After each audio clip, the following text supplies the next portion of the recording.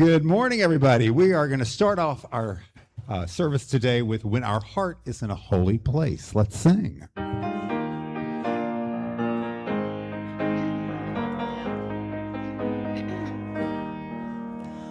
our heart is in a holy place, when our heart is in a holy place, we are blessed with love and amazing grace. When our heart is in a holy place, and we trust the wisdom in each of us, every color, every creed and kind, and we see our faces in each other's eyes. And our heart is in a holy place. When our heart is in a holy place, when our heart is in a holy place, we are blessed with love and amazing grace. When our heart is in a holy place.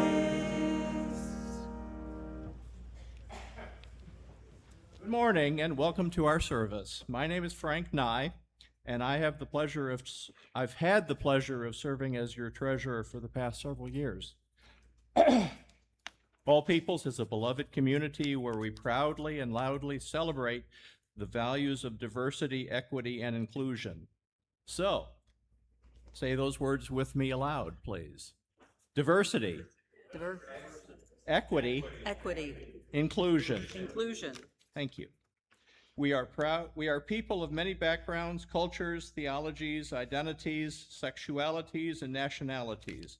We are committed to overcoming oppressions and promoting liberation for everyone. If you are visiting with us this morning, welcome. We are so glad you showed up. Thank you for blessing us with your presence. We hope you will return often and find a home here at All Peoples. Before we begin today's service, I have a few reminders to share with you. This coming Tuesday evening, we'll be kicking off the LGBTQ Pride Week with a fun pizza and sign-making party from 6:30 to 8 in our Justice Center. We'll have pizzas, drinks, and plenty of supplies to make colorful and joyful signs for our next Saturday's parade. Our next book discussion will take place this Wednesday at 1 p.m. in the Hearth Room, and we'll explore the novel Hamnet by Maggie O'Farrell. This coming Wednesday evening, All Peoples will be co-sponsoring the 2026 Drag Revival. This great interfaith event will be a night of outstanding drag performances, live singers, and more, and will take place at 7 p.m. at the Highlands Community Campus on Barrett Street. I'll see you there. This week marks the arrival of the summer solstice, and we will be gathering on Friday, June 19th for a wonderful Earth-centered celebration beginning with a potluck dinner at 5:30. On Saturday, June 20, we are excited to be joining our friends from First Unitarian Church to proudly march together in the 2026 Pride Parade. We will also be having a booth at the Pride Festival that day to show our support for the LGBTQ+ community. And next Sunday morning, we invite you to join us here in the sanctuary at All Peoples as we watch the annual Unitarian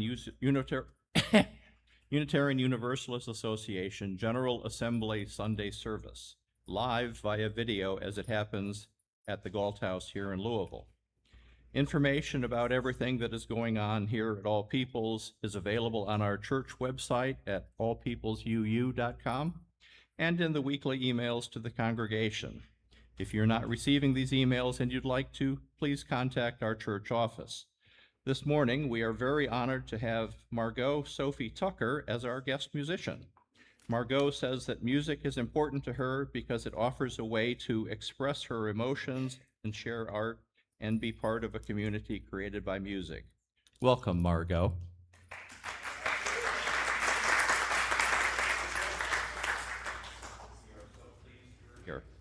We begin our service with some prelude music.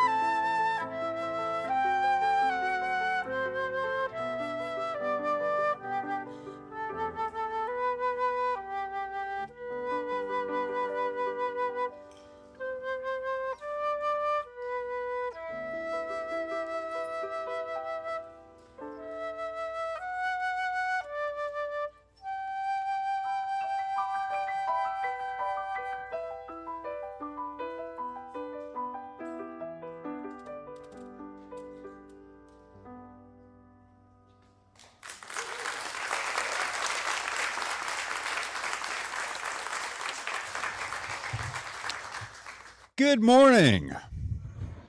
My name is Reverend Bruce Beisner, and my pronouns are he and him, and it is my distinct honor to serve as your minister.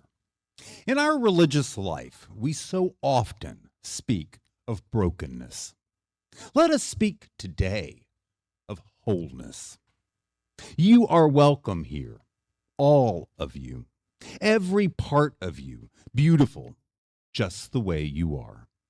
In this beloved community, you do not need to be something more or something else. No holding back, no hiding, no trying to do more or be more. You are worthy of love and respect, with nothing to prove here. Nothing to prove to me, nothing to prove to the person sitting next to you, or to anyone. You do not have to try to be more witty, or more quiet, or more outgoing. Your body, your mind, your story, your identity are all beautiful, just the way you are. So bring your full self, with all that you hope for and all that you love, and come, let us worship together.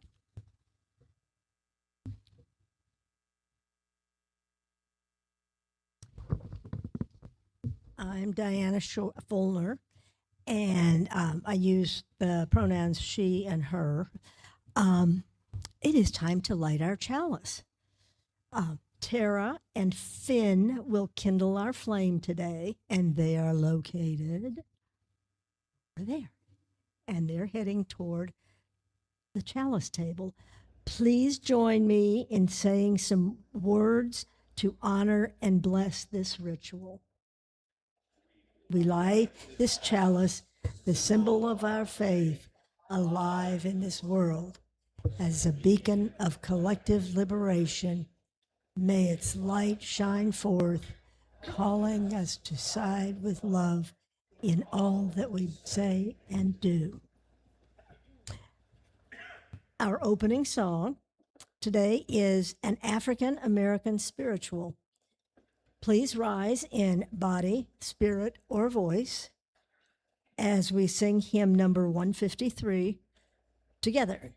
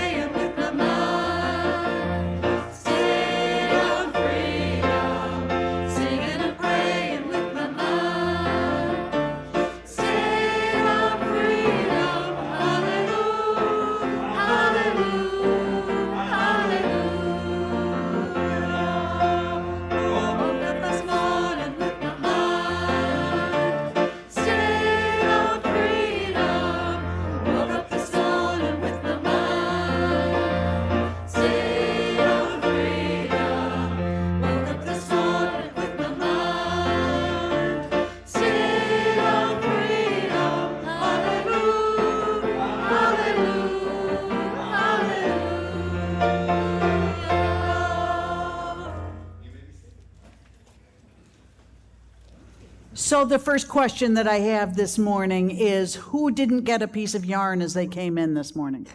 If you didn't, raise your hand, and Mark's going to bring you one. Everybody's got one?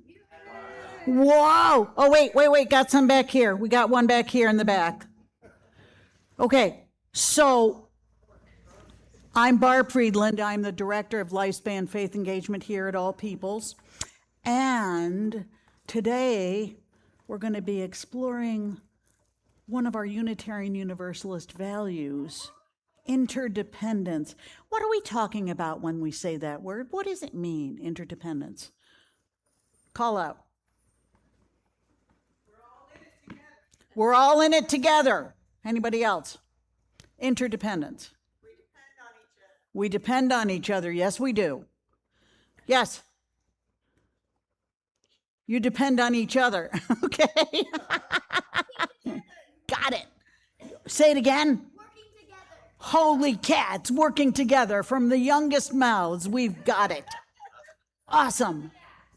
Say it again. We fill in the gaps. Yes, we do. We are all one. Yes. So, we may not always see what connects us to others. These bonds can be invisible or mysterious, but they are real. We experience interdependence through our connections to the web of life. In the Lakota tradition, there is a phrase used as a prayer, a greeting, and a core guiding philosophy. It translates directly to all my relatives, or we are all related. The great Oglala Lakota medicine man, Black Elk, once said, peace comes within the souls of men when they realize their relationship, their oneness with the universe and all of its powers, and when they realize that at the center of the universe dwells Wakantanka, which means great spirit or great mystery, and that this center is really everywhere, and it is within each of us.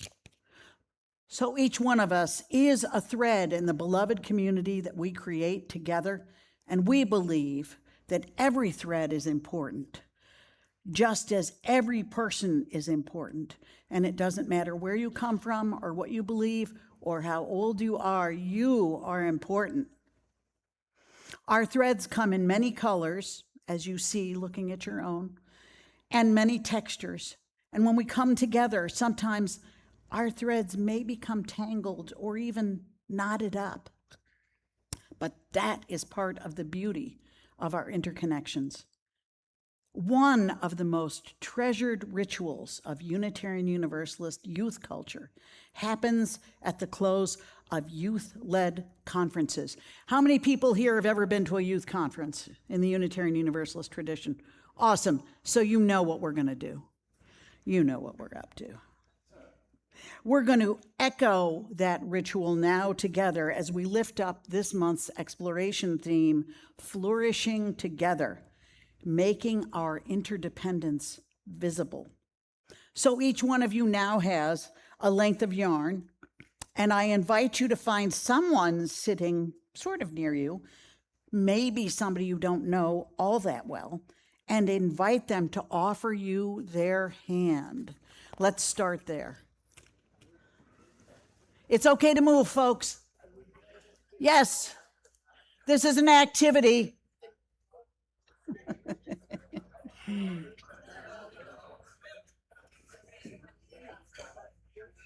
So once you've found your buddy, just be together with your buddy for now. Okay, now. All right. If you can hear my voice, clap once. Awesome. Okay. So what I want you to do is gently tie your yarn around the person you're with's wrist, winding it carefully so that you use the entire length. And Bruce and Diana are going to step forward and model this for us. They could do it. We've already done it. So, and then ask the person you're with to do that on your wrist with their yarn.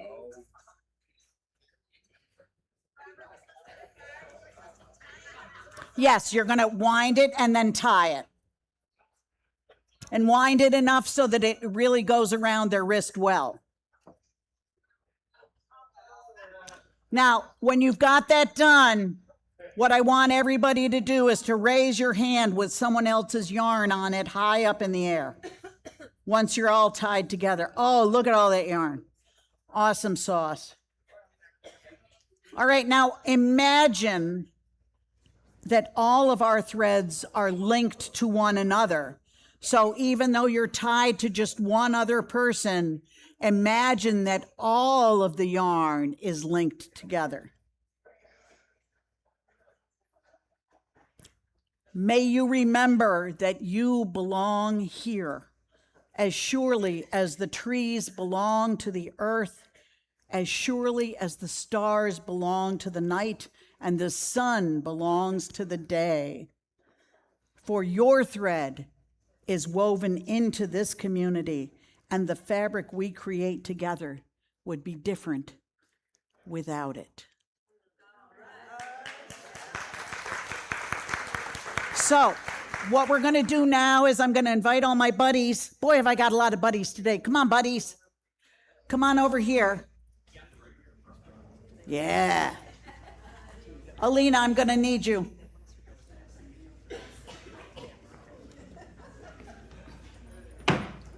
All right. I want to have Alina because she's the oldest. Alina, can I get you to be the manager? The manager. The guide. The chaplain. Yeah. Okay, here we go. Lead us out the. Oh, here, who wants to like that? Oh, yeah. He's gonna get paid. Here we go. Follow Elise. Touch the earth, reach the sky, walk the shores while spirits fly, over the ocean, over the land, while faith the quest to understand. Touch the earth, reach the sky, children ask the reasons why. In our lives the answers show that by our love they learn and grow. Our first reading today is from the book Ethics as the Art of Doing the Works of Our Souls by Emily Towns. Liberation and freedom are not the same. Liberation is a process. Freedom is a temporary state of being. It is more than an event we point toward, work for, and hope for. It is the hope of freedom that drives liberation. Liberation is the product of freedom. Liberation is the process of struggle with ourselves and with each other that begets the transformation of all of us to our full humanity. Through liberation, freedom may be made manifest, but that freedom is not a permanent state of being. When we are made whole, we are asked to give of that wholeness. Liberation is dynamic. It never ends. You know, back in mid-April, I was invited to attend a Yom HaShoah, or Holocaust Remembrance Day event at one of the congregations on Taylorsville Road. And this program was sponsored by the Jewish Federation of Louisville, and it, of course, paid tribute to the stories and the lives of the 6 million Jewish people who were killed by the Nazis. What really touched me that night was that the entire program was not presented by rabbis or aged temple leaders. It was led entirely by high school youth. In addition to the prayers and poems and songs and the solemn reading of names, there were many displays on trifold cardboard boards set up in the back. Each contained photos and written profiles of people with connections to Louisville who were lost in the Holocaust.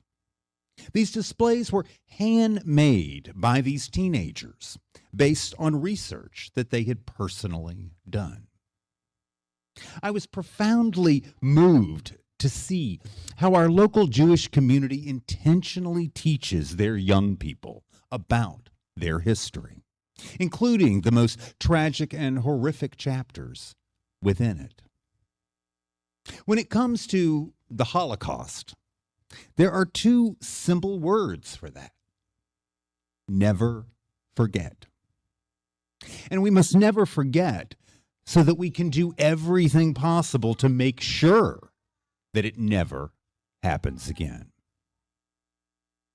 This past week, I was writing my column for the latest edition of our All Peoples magazine known as The Tapestry. The new edition of Tapestry, by the way, is now available on our church website for you to read. We also have paper copies right outside at the greeters table if you'd like one. The theme of our June issue is celebrating our nation's upcoming 250th birthday. And in my column, I talked a little bit about the complexity of American history and how we all live with a certain level of tension, discomfort around it.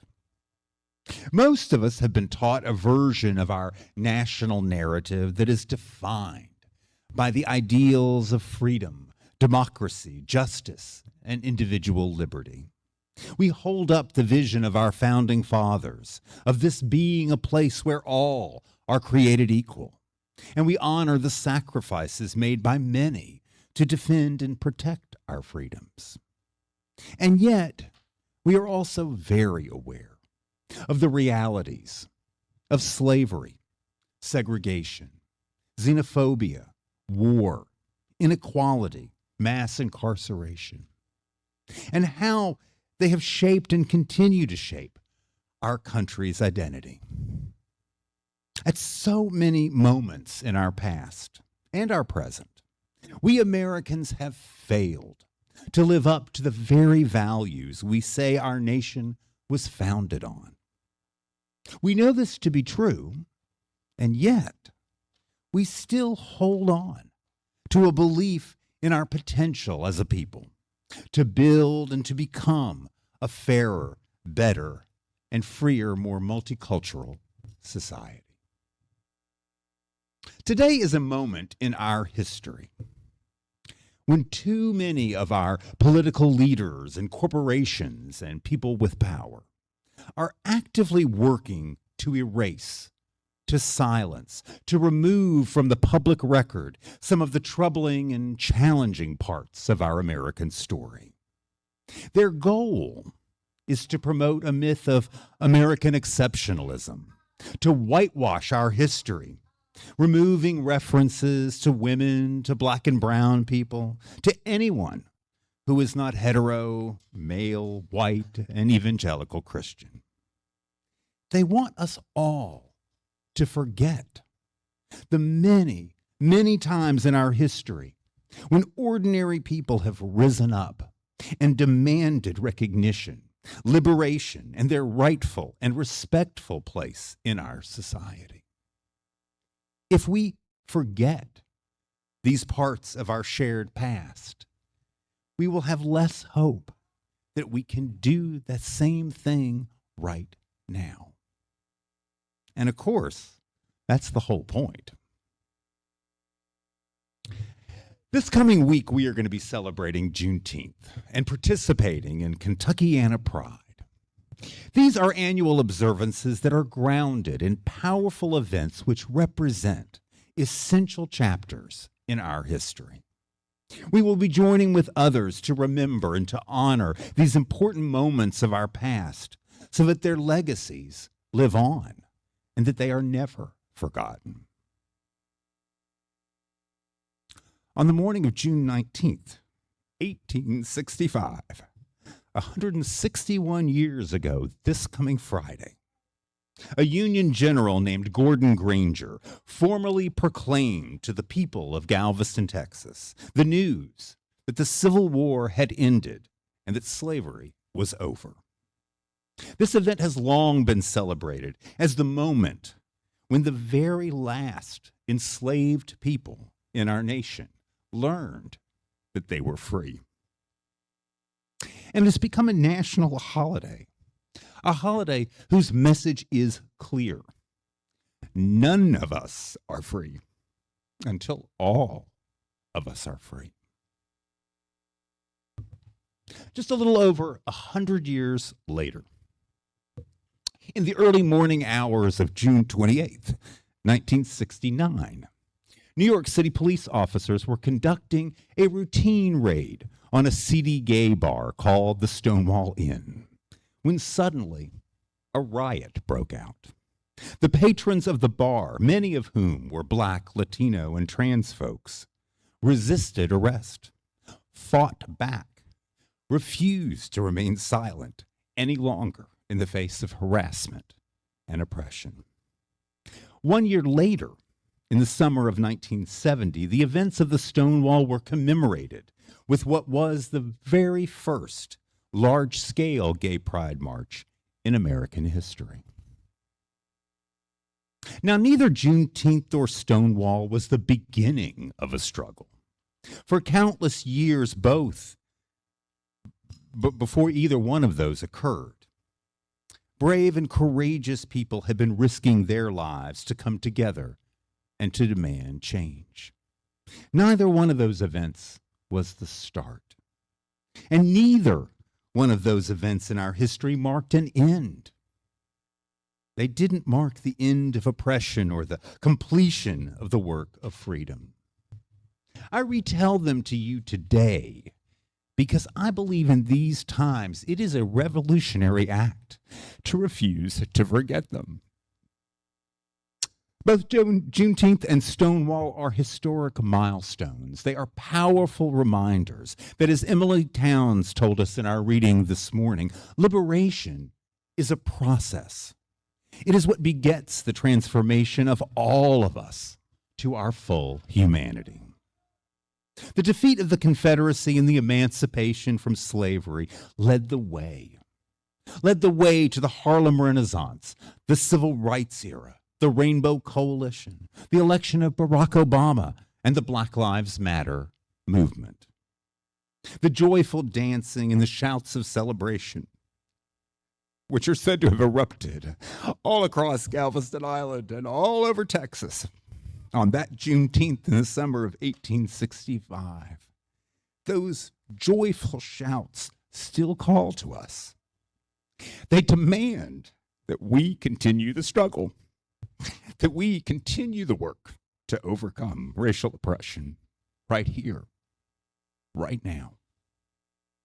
The defiance displayed by those at the Stonewall on the shaded streets of Greenwich Village 57 years ago this month served to birth the modern movement for LGBTQ liberation.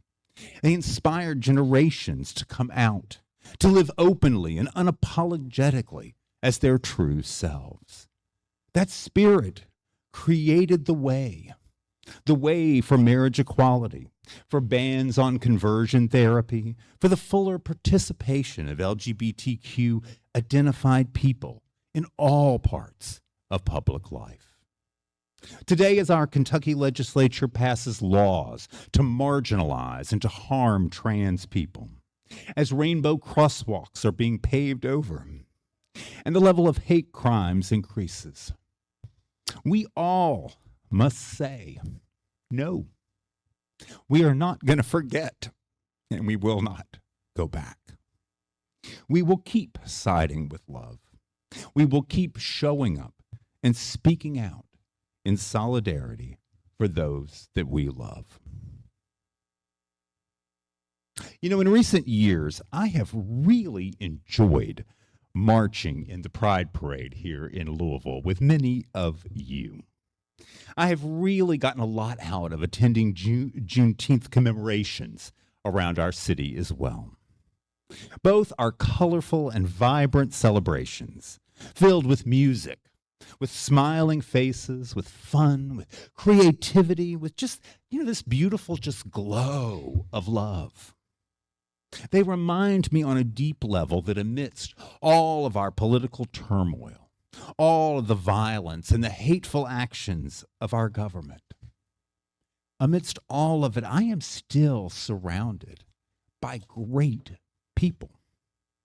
People who will not be divided by fear. People who will not be silenced, who will remain committed to being part of an America that is better for all of us. I enthusiastically invite you to join me and many others from our congregation, and of course from religious groups and communities all across the metro area. At all of the events happening this week, there's information about them in your seats. They are going to be joyful opportunities for celebrating the best within us. But they're also going to be more than just fun. In this summer of 2026, perhaps more than ever, celebrating Pride and Juneteenth are acts of paying tribute to those in our past who lived in bondage and fear, whose lives we cannot dismiss or forget. Pride and Juneteenth are holidays which honor all of the heroic Americans of our history who have fought for freedom, allowing their example, their story to inspire us. Together this coming week, right here in Kentucky, we are going to be witnessing to the whole world that we are rising. We are rising once more to confront the challenges and the threats posed by white Christian nationalism, posed by intolerance and authoritarianism. We are going to be loudly proclaiming that the movement for liberation is not over, and it never, ever will be. We will be embodying that spirit of liberation, that spirit handed down to us through the tragedies and the triumphs of the past 250 years.